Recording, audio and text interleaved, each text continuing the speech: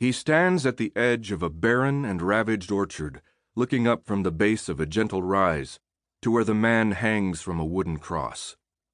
Iron spikes have been hammered through the man's hands and feet, and his wrists and ankles have been lashed tightly in place so he will not tear free. Slash wounds crisscross his broken body, and he bleeds from a deep puncture in his side.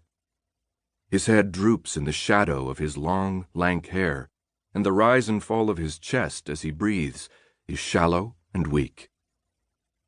Behind him, serving as a poignant backdrop to the travesty of his dying, stands the fire-blackened shell of a tiny, burned-out country church. The cross from which the man hangs has been stripped from the sanctuary, torn free from the metal brackets that secured it to the wall behind the altar, and set into the earth. Patches of polished oak glisten faintly in the gray daylight, attesting to the importance it was once accorded in the worshiping of God. Somewhere in the distance, back where the little town that once supported this church lies, screams rise up against the unmistakable sounds of butchery. John Ross stands motionless for the longest time, pondering the implications of the horrific scene before him. There is nothing he can do for the man on the cross. He is not a doctor. He does not possess medical skills.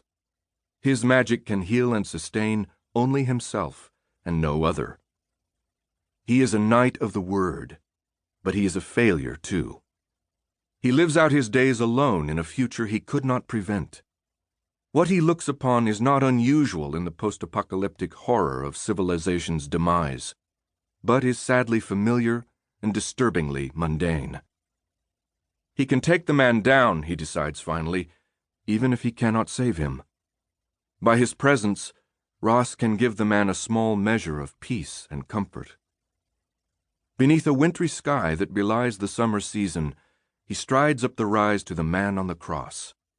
The man does not lift his head or stir in any way that would indicate he knows Ross is present. Beneath a sheen of sweat and blood, his lean, muscular body is marked with old wounds and scars. He has endured hardships and abuse somewhere in his past, and it seems unfair that he should end his days in still more pain and desolation.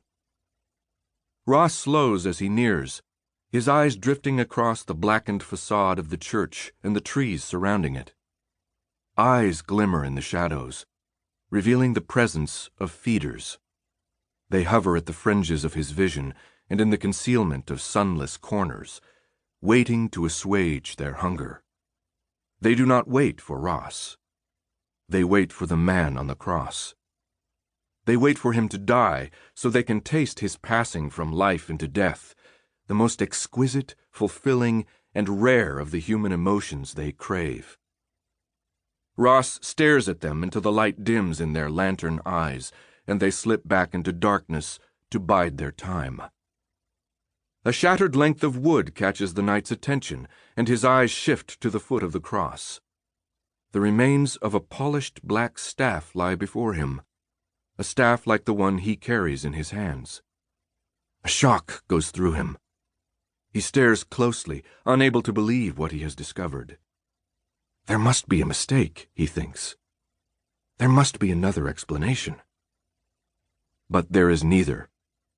Like himself, the man on the cross is a knight of the word.